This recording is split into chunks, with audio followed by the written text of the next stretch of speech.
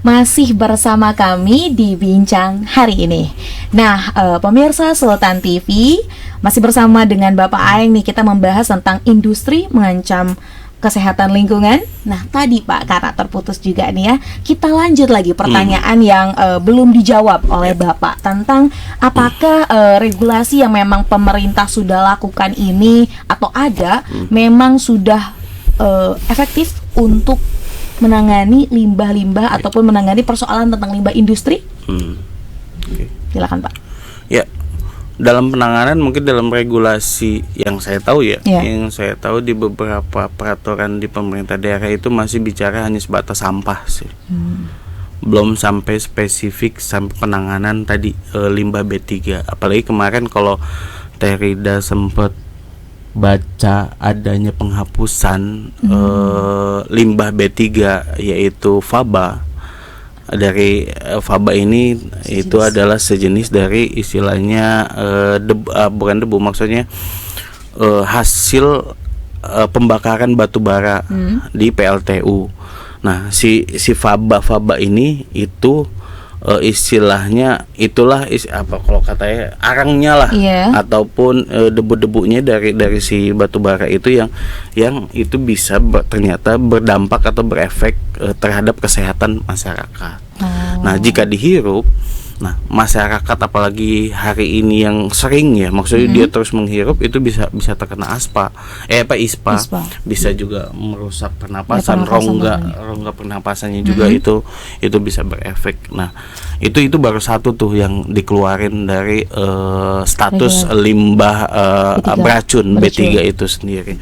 Nah, jangan sampai aturan yang pusat dan juga kepada daerah ini berdampak terhadap tadi limbah kimia ini sendiri. Nah, hari ini mungkin kimia karena memang tidak maksudnya pengolahan itu kan seharus khusus ya. Tidak bisa asal, apalagi amit-amit kalaupun ini terjadi seperti yang di Jepang yang Fukushima itu juga kan ya, kalau ngomongin Fukushima mungkin hanya sebatas nuklir, tapi kan itu juga ada efek kimia yang ternyata ini berefek kepada masyarakat. Nah, amit-amit juga kita pas lagi kemarin 2019 ya kalau tidak salah kejadian tsunami. Nah, kejadian tsunami ini aja pemerintah provinsi ya mungkin pusat ataupun pemerintah tingkat yang lebih bawahnya kota kabupaten ini kan seperti gagap dan kaget adanya tsunami, belum siap. Walaupun kita punya aturan undang-undang kebencanaan, kalau tidak salah itu undang-undang penanggulangan bencana nomor 24 tahun 2007. Nah, ngomongin bencana itu kalau definisi yang saya tahu definisinya itu ada 3. Dimana ngomongin bencana itu kan ada bencana alam, bencana non alam, dan juga bencana sosial. Bencana alam kita tidak bisa menyalahkan Tuhan ataupun Sang Pencipta. Bencana non alam masih kita prediksi siapa yang melakukannya, siapa yang istilahnya jadi penjahatnya atau dalangnya lah. Nah, dari 2 efek bencana alam dan bencana sosial ini, bencana alam dan bencana non alam ini adalah bencana sosial. Kenapa ini menjadi bencana sosial? Karena dari bencana alam dan alam ini ternyata ini akan berefek kepada tadi yang di awal masyarakat dan juga makhluk lain. Kalau ngomongin misalnya terjadi kepada masyarakat di saat misalnya kemarin misalnya ada bencana banjir misalnya, atau tadi amit-amit tsunami misalnya, itu kan akan kehilangan banyak hal, entah itu material dan juga ada malah sampai saudara, ibu, anak dan sebagainya, itu akan hilang. Nah, bencana sosial ini apakah sudah diantisipasi? Kayaknya belum oleh pemerintah provinsi, karena regulasi dari atas pun tidak bisa menguatkan terhadap regulasi yang ada di bawahnya, hierarkinya juga. Dan hari ini pemerintah provinsi dan juga pengawasannya juga tadi di awal yang sempat kita singgung, kayaknya memang mana laporannya gitu tuh. Minimalnya dari pemerintah lah sebelum masyarakat yang awam terhadap regulasi dan juga terhadap pemahaman isu lingkungan. Tapi adanya kejadian, mungkin ini akan menjadi aware ataupun akan menjadi sebuah pemahaman baru terhadap masyarakat bahwa ini penting loh masyarakat mengetahui namanya pendidikan terhadap lingkungan, terhadap kalau ngomongin pasal Undang-Undang Dasar 1945 pasal 28 huruf H, ya lingkungan yang baik dan sehat ya itu masyarakat udah harus paham, udah harus mengerti, karena ancaman-ancaman tadi ya, bencana-bencana ini kan kita nggak mau. Tidak bisa diprediksi juga. Tidak bisa diprediksi. Kalau bencana alam secara alamiah, ya kita tidak bisa memprediksi. Tapi kalau bencana alam non alamiah, ya kita masih bisa memprediksi siapa yang salah. Nah, makanya laporan-laporan itu pun harus dikuatkan. Dan juga bisa diakses oleh masyarakat, dan juga pemerintah juga harus terbuka. Jangan pas lagi kejadian mereka nuntut tolong dihentikan.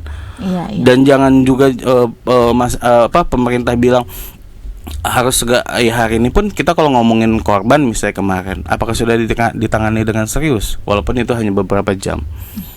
Itu kan ada efek, ada dampak. Betul. Bencana sosial loh ini.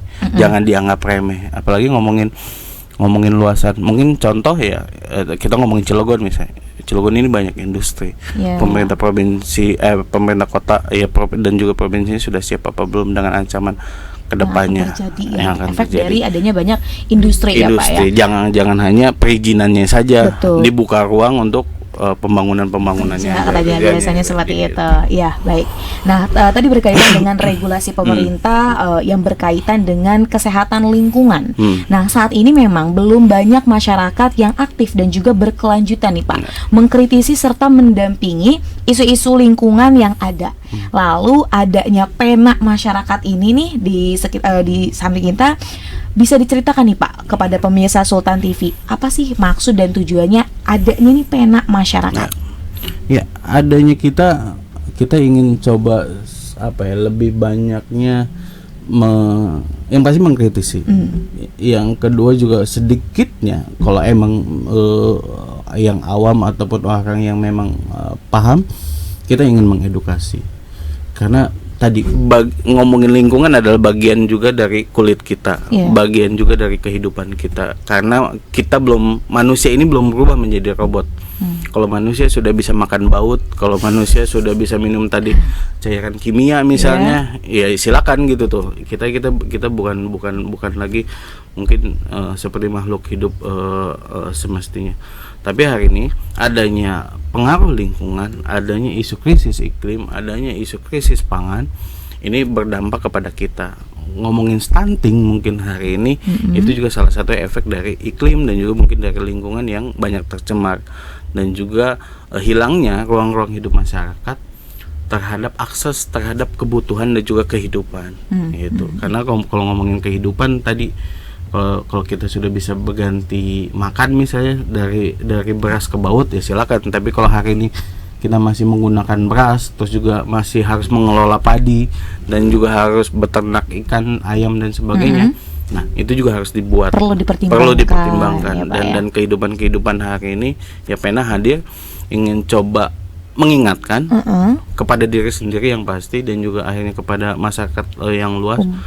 Lingkungan itu penting bagi kita. Jangan menjadi mungkin jangan jadi hal yang ketiga lah, karena yang satu mungkin Tuhan, yang kedua keluarga, dan ini jangan menjadi yang hal-hal yang berikutnya gitu tuh. Tapi jadikan dia prioritas juga utama. Apalagi perampasan ruang hidup, apalagi kejadian Banten pun masuk ke dalam daerah rawan bencana.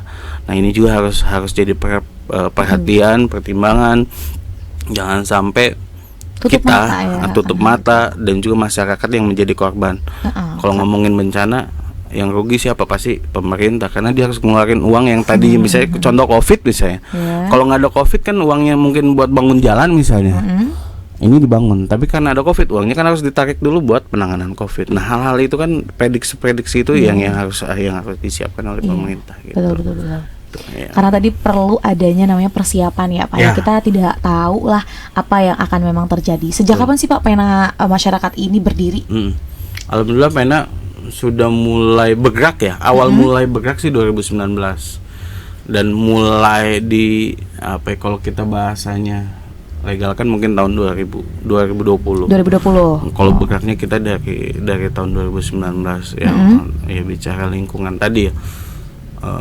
Kayaknya kita harus mulai bukan mulai, tapi karena memantapkan langkah mungkin ya Pak, memantapkan langkah dan juga mengingatkan kembali kepada diri sendiri untuk lingkungan ini penting. Karena di situ ada orang tua, ada anak kita, ada pacar kita, ada siapapun kita untuk orang yang kita sayangi untuk bisa ini gitu.